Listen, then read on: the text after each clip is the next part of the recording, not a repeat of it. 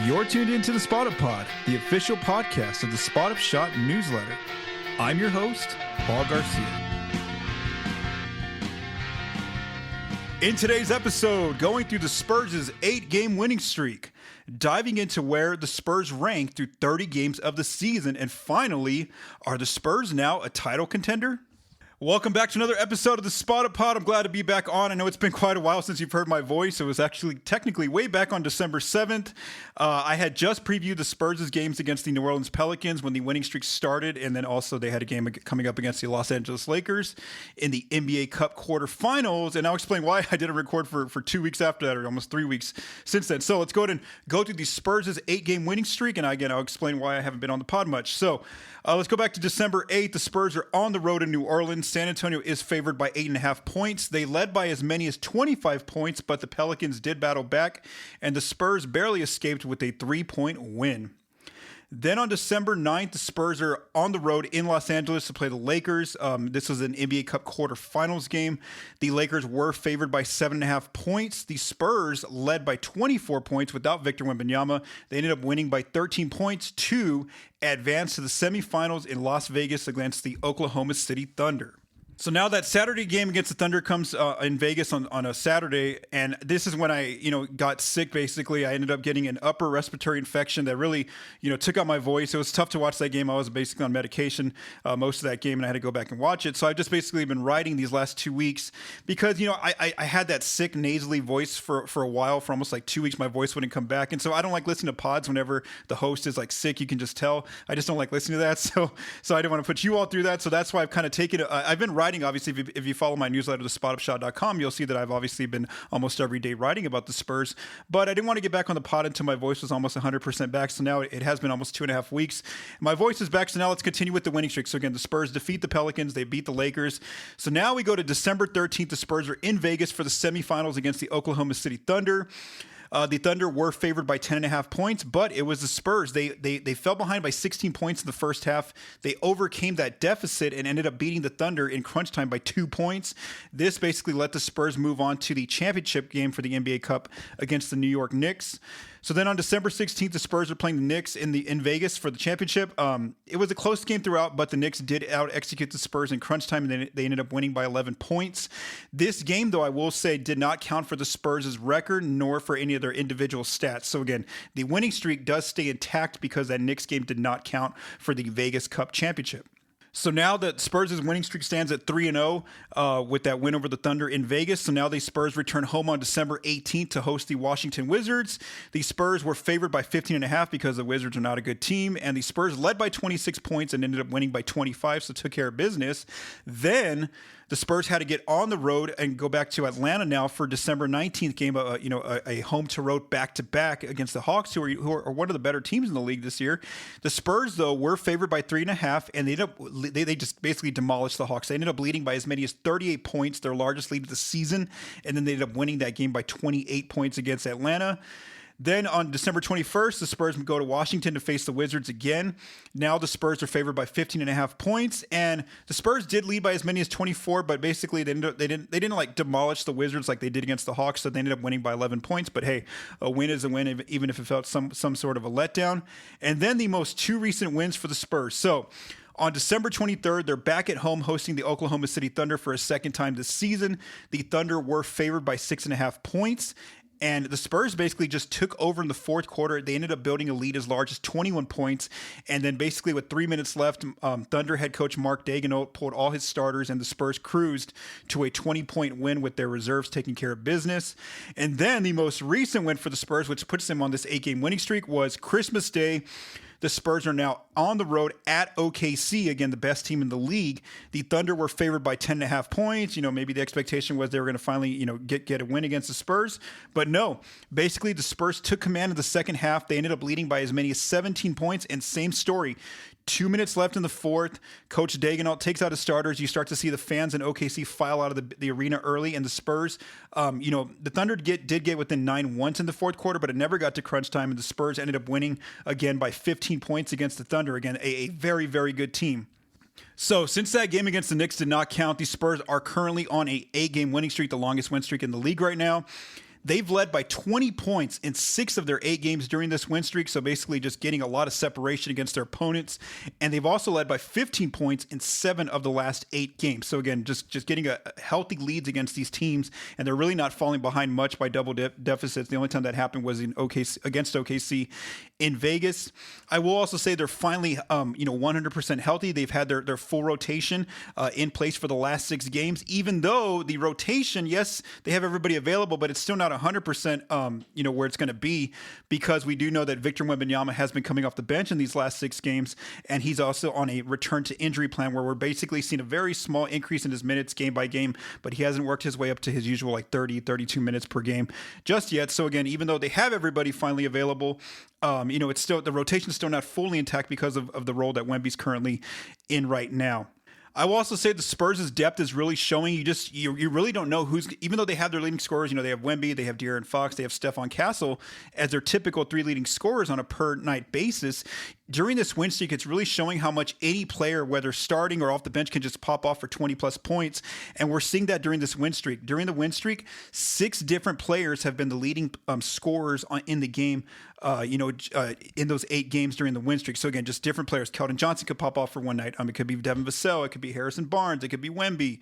Stephon Castle, rookie Dylan Harper, has had a career scoring night so far. So again, just different players on the Spurs are showing why part of this win streak is just their depth that really shows right now, considering that Coach Johnson has really gone to a 9-man rotation where he has Luke Cornett starting in place of Wemby, then the same usual starters, De'Aaron Fox, Stephon Castle, Devin Vassell, Harrison Barnes, and then off the bench it's been Dylan Harper, Julian Champagnie, Keldon Johnson, and then of course Wemby, and then of course different players mix in at that fifth spot. One player who has fallen out of the rotation since everyone's been healthy is Jeremy Sohan, and I'll be talking about a little bit more about Sohan's situation coming up in a future pod, just because we do know that he's in the last year of his contract, because he can become a restricted free agent next summer, and the trade deadline is coming up here in 2 months, almost like in a month actually, in February. So again, I'll talk a little bit more about Sohan's situation in a future pod, but again, Coach Johnson with the team fully healthy, he has been going to a 9-man rotation.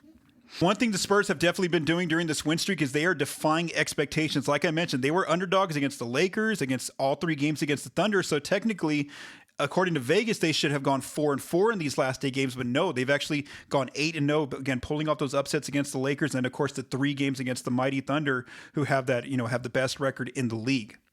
All right, so since the Spurs are currently in the midst of this 8-game winning streak, one of the teams that they've beaten 3 times during this win streak is the Thunder, which is a team that most teams cannot take down in the NBA. The Spurs have kind of been the Thunder's kryptonite. So the Spurs have handed OKC 3 of their 5 losses within the last 2 weeks. The Thunder just really, it comes down to the defense for the Spurs. The Thunder cannot solve the Spurs' defense. The Spurs have held OKC anywhere between 102 and 110 in all 3 of these games. You've got really good rim protection down low with both Cornett starting and then Wemby coming off the bench. So basically 48 minutes of solid rim protection from the Spurs, and Coach Johnson will also go to the French vanilla lineup at times during games with both Wemby and Cornett in there. With Wemby especially, the Thunder just cannot buy a good quality shot. You see them settling for a lot of inconsistent floaters.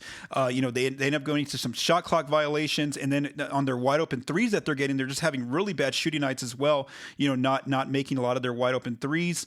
On the perimeter, the Spurs have a scheme that really works against the Thunder, where they have a lot of guards and wings who are kind of around the same size, kind of hovering that 6'6" range, kind of. And then you start, the head of that snake is Stephon Castle, who's getting the primary matchup of guarding SGA, Shai Gilgeous-Alexander, who's one of the favorites for the MVP in each of these games. But then if there's a switch or a pick and roll set, Devin Vassell can switch onto SGA, Dylan Harper, De'Aaron Fox, Harrison Barnes, Keldon Johnson, Julian Champagnie. The Spurs just have a lot of wings and guards, like I said, around the same height, who can basically switch onto SGA, Jalen Williams, all these different players on the Thunder, Cason Wallace, Alex Caruso. And then I would say too that Jalen Williams specifically hasn't really had really great games against the Spurs, considering that he's the other All-Star on the Thunder. And then also Chet Holmgren, who is projected to be an All-Star this coming season, is also having really tough nights against the Thunder, against the Spurs, whether that's just having bad shooting nights or a combination of like in the most recent game, he had a pretty good shooting night, but he's not able to get aggressive. And I would also give a lot of credit there to players like Harrison Barnes, who's guarding Chet in a lot of these games, as well as Victor Wembanyama. Luke Cornett also gets matched up on him. So again, The Spurs' defense is what's really standing out. And one other key element that they're having success against the Thunder is that they're not really letting SGA get to the foul line. That's one of the strengths in his offensive game, is getting to the foul line. And he really has been contained by Castle and the Spurs' defense. That's been a point of emphasis for the Spurs' defense heading into all three of these matchups. And so that's another reason why I think the defense, that's been the biggest issue for OKC against the Spurs.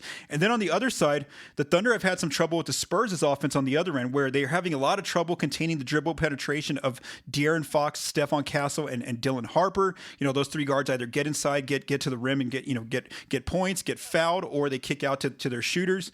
And plus, of course, the Spurs have that X factor in Wemby, who's currently coming off the bench. So as soon as Wemby gets on the floor, he either draws double teams or traps, and then he kicks out to his teammates, or he himself can get some shots to go at, some threes, some mid rangers, also rolls and cuts, for some dunks.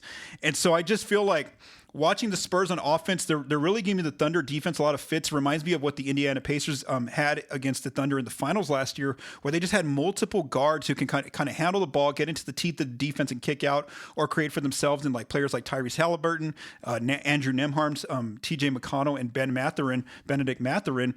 And I feel like that's kind of a recipe that the Spurs have with their offensive attack, of having the four guards plus having a player who you just really can't game plan for in Wemby. With you don't know how he's going to get his points, but he's going to get his points somehow in each game. So one other thing I want to say about this matchup is that the Spurs, they're showing they're comfortable, whether it's on a neutral ground in Vegas, beating OKC. They beat the Thunder, you blow out the Thunder in San Antonio by 20 points, or they went into OKC and beat them in their own building by 15 points. So I will just say right now, the Spurs are really showing that they're very comfortable, really have an edge against OKC in their first three games against them.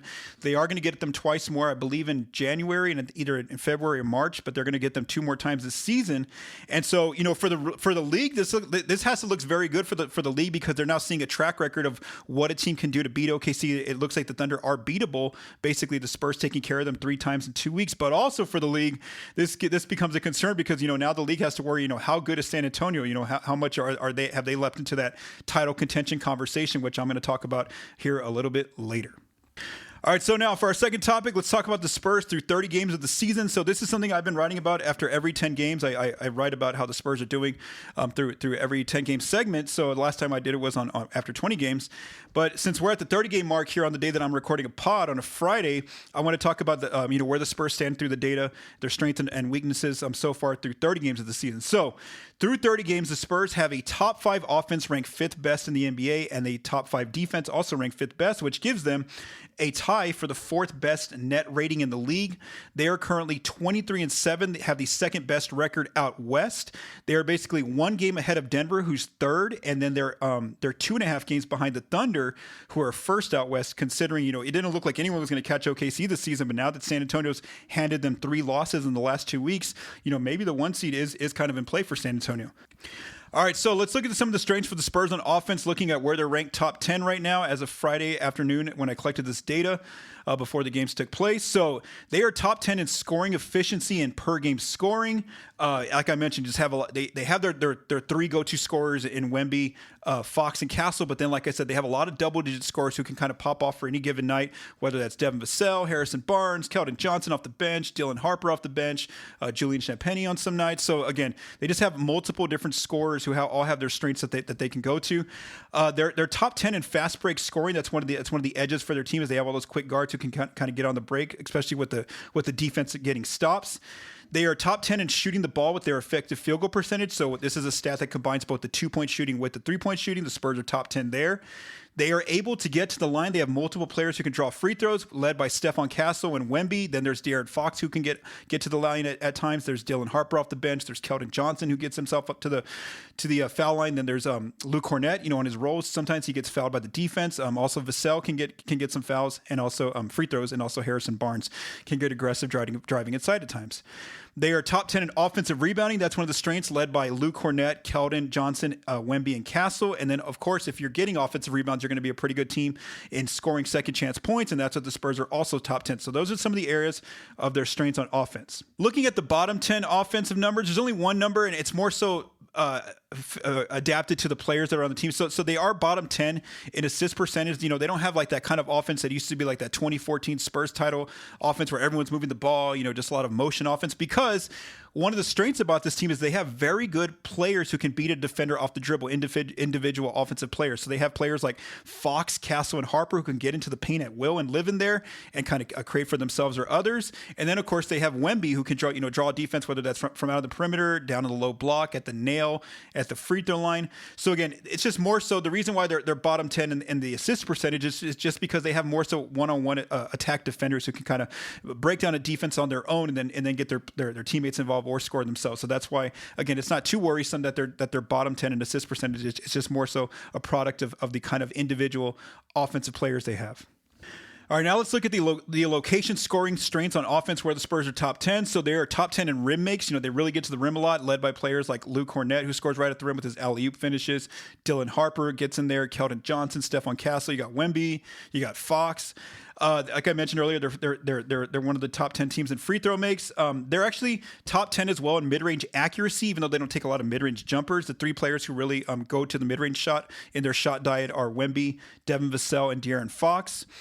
They're also top 10 in three-point accuracy, so this is an improvement for the team. This has been one of the concerns for them, where basically everyone in the rotation is shooting 35% or better from three right now, except for three players, and that's Stephon Castle, Dylan Harper, and Luke Cornett. Now, Castle and Harper have had some strong games from three. Castle recently had a 4 of 6 shooting night from three, and then against the Thunder, and then Harper also had like a 3 of 5 night. Plus, in that Cup championship, he went 5 of 7.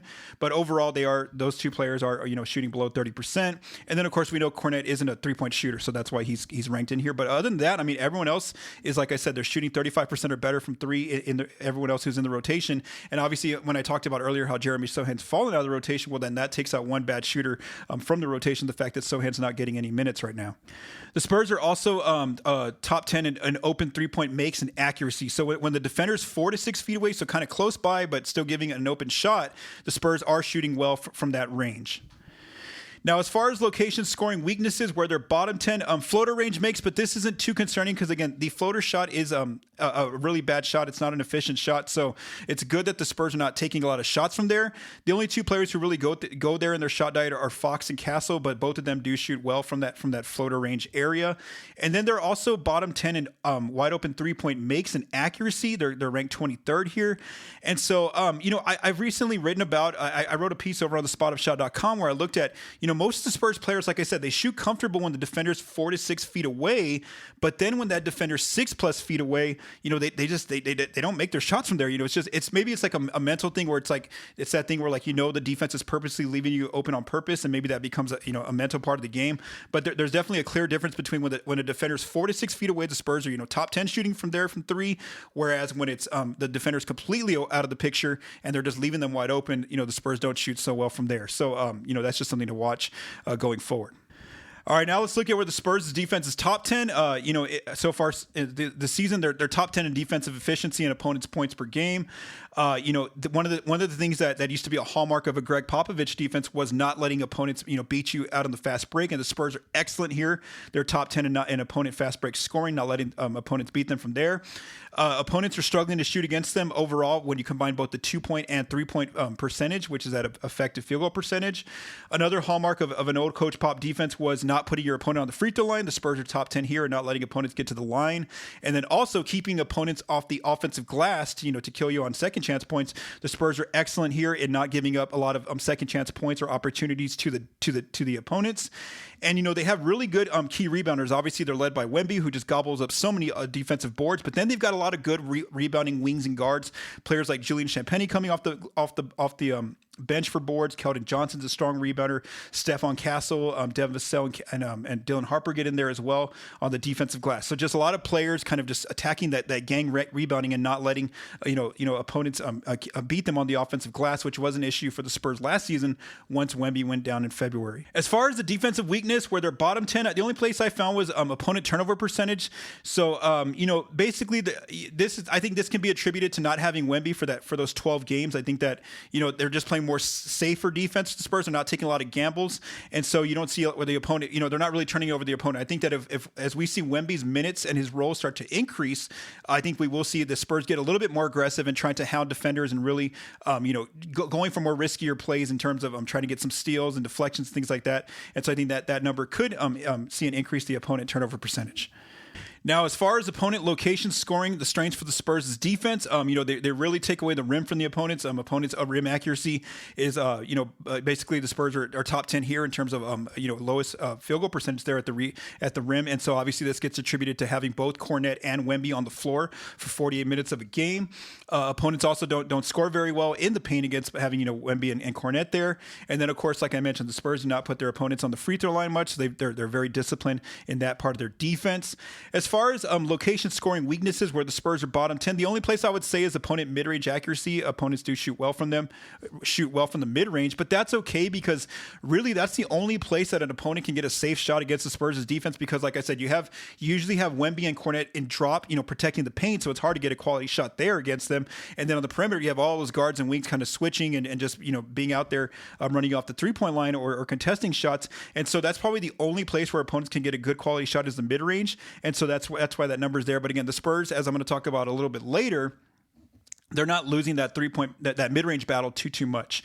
I also want to mention that even though the Spurs aren't top 10 in defense from the three-point line, I will say they have improved because when I did my analysis after the 20-game mark of the season, that was definitely a concern for them was their defensive numbers look really bad perimeter-wise. And now they're closer to like league average or right within, closer to that top 10 range, almost there in both opponent attempts from three, opponent makes from three, and also opponent accuracy from three. Now let's move on to the math game for the Spurs. Where are their biggest advantages in terms of winning the three-point line, the 2-point range, or the free throw line. So the biggest edge for the Spurs has been their free throw line battle, where they're winning that battle by 94 points total this season. So they're getting themselves to the line, but then they're also not letting the opponent get to the line. So that's a significant advantage for the Spurs. Next up, it's actually their three-point shooting. They're actually outscoring opponents by 69 points from three. And I do want to note that we see that when the Spurs win or tie the three-point line, they're now 17-2 this season. So if they can just either win that three-point line battle or even tie the opponent on a night-to-night basis, they're going to mostly win those ball games, is what we're seeing so far. And then lastly, the other edge that they have, it's their lowest edge, but it's still an edge, is that they're a plus 50. They're outscoring their opponents by 50 points on twos. That's combining, all of the inside scoring, the paint, plus the mid-range.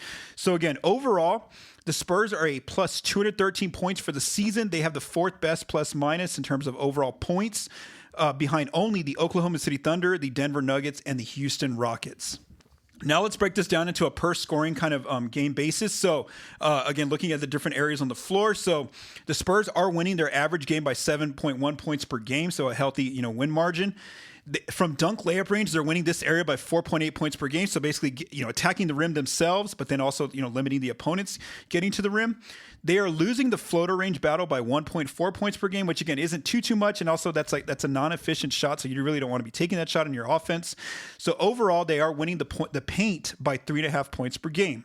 Now, like I mentioned earlier, they are losing the mid-range battle, but barely. They're only losing the mid-range battle by 1.8 points per game, and then they're barely winning the three-point battle in a per-night basis by 2.4 points per game.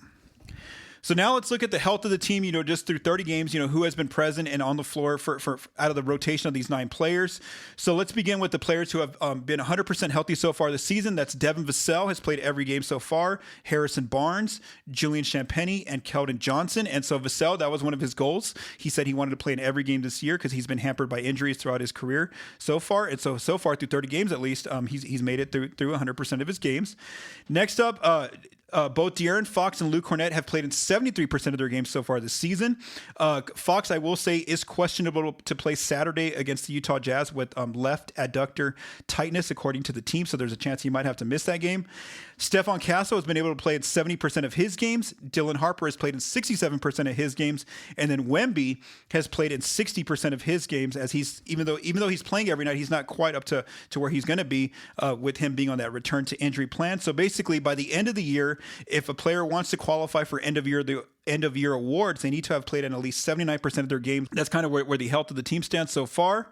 Let's keep going. All right, so now for our third topic, with the Spurs being on this 8-game winning streak and taking down some quality teams like the Thunder, who are the title favorites, I do want to look at that question of, are the Spurs a contender? So I have some different data points I want to hit right now, and some different projection models as well. So by record, the Spurs are on pace for a 62.8 win season. The fact that they're 23-7 right now, and according to Cleaning the Glass, they are on pace for they're playing like a 55.4 win team. So again, they look like those numbers, 62 wins or 55 wins, looks like the kind of record a title contender would need. I also usually consider a title contender to be a team that ranks in both the top 10 of offense and defense. And so, looking at Cleaning the Glasses numbers, I like to use their numbers because they do take out a lot of the garbage time data. So basically the most competitive minutes in a game.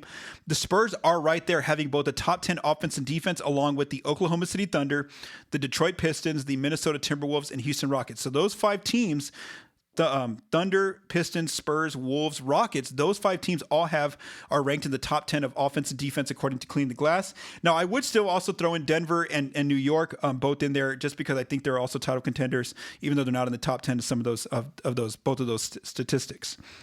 Now, what does Vegas say? According to DraftKings.com, I looked up their odds today. The Spurs are tied for the 5th best championship odds with the Los Angeles Lakers at plus 1,600. So again, the Spurs are a top 5 title favorite team according to Vegas's odds. So the favorite is the Oklahoma City Thunder still at plus 115. Then it's the Denver Nuggets at plus 650. Then it's the Houston Rockets at a further jump at plus 1,100, and then it's the New York Knicks at plus 1,200. And of course, the Knicks are in the easier conference to try to get to the finals, whereas all these other teams are all West teams. So again, I think that yes, Vegas even agrees that the Spurs are a top 5 contender right now, being tied with the Lakers at plus 1,600. Now let's go to ESPN's projection model called the BPI model. I looked at their data. It was updated as of December 26th, and I'm recording this episode. So the Spurs, according to their model, now have a 99.9% chance of making the playoffs. They have a 99.2% chance of getting a top 6 seed. And then they're projected to end up with the 3rd seed by the end of the year. So right now the Spurs are projected to be a top 3 team in the Western Conference. Now, according to this model, BPI, the Spurs have the 4th best odds out west to make the finals, behind with 6.6% chance odds. The teams in front of them, of course, are the Thunder, who are heavy favorites still to get to the finals at 61.6%. The Rockets are at 14.1%, and then the Nuggets are 13.9%. But again, the Spurs have jumped in front of both the Lakers and the Timberwolves to now have the 4th best chance or odds of getting to the NBA Finals according to the BPI model. Now, as far as winning the championship, winning the finals, the Spurs have the 6th best odds at 3.4%. So they're behind, of course, the Oklahoma City Thunder, who are favorites at 51.9%. The New York Knicks, who have a 12.3% chance here.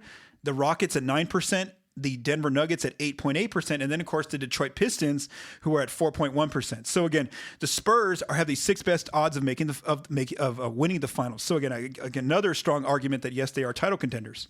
All right. So lastly, the last thing I want to look at is how does your team play against some of the better teams in the league? So when I say some of the best teams in the league, I'm talking about teams that are 600 or better by record as of Friday afternoon that I'm recording this, that I gathered this data. So out east, the Spurs haven't played any of the title contenders. So the 3 teams who have a better than 600 record out east are the Detroit Pistons, the Boston Celtics, and the New York Knicks. Now, I know they played the Knicks and they lost in the Cup Championship, but that didn't really count for the standings and records. So again, for now, I won't count that Knicks game, even though the Spurs will be seeing the Knicks in a real game here in terms of for the schedule coming up here on New Year's Eve. So for right now, they haven't played any of the contenders out east according to this metric.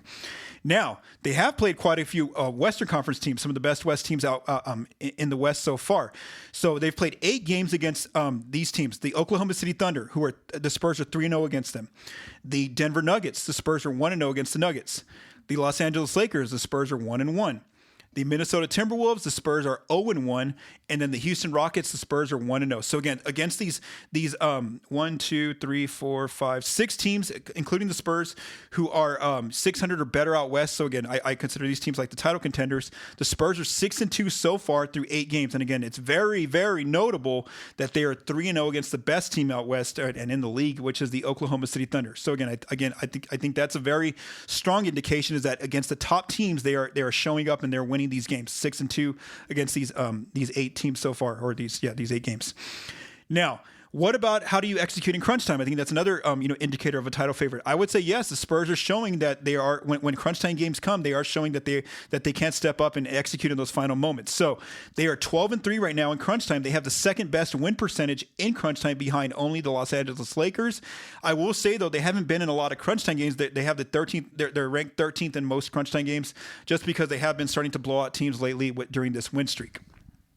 Now, as far as their schedule, they do have a tough schedule. Out of these contenders that I talked about so far, the Spurs do have the sixth toughest schedule remaining according to positiveresidual.com with a strength of schedule of 50.8%. So again, amongst all these contenders that I mentioned, I do want to say that the Spurs do have the toughest schedule left out of this group. So again, yes, overall, whether you're looking at Vegas's data, the BPI models, the Spurs' record themselves, how they're playing so far this year, who they've defeated, I would say yes. Basically, if you can go 3-0 against the Oklahoma City Thunder in different venues, I think, yes, you are a title contender. So again, I think that's where the Spurs are right now, at least through 30 games of the season. So now let's see how the Spurs do in this next week. Continue to have a happy holiday, and then also have a happy new year as we go into 2026. I will see you all in 2026. Thank you for taking the time to listen to this episode of the Spot Up Pod. If you like what you heard, please subscribe and leave us a rating on your favorite podcast apps and our YouTube channel. The Spot Up Pod is recorded and produced by Paul Garcia. The music for this episode was written by Vincent Garcia and Paul Garcia. Thank you for listening, and have a great day.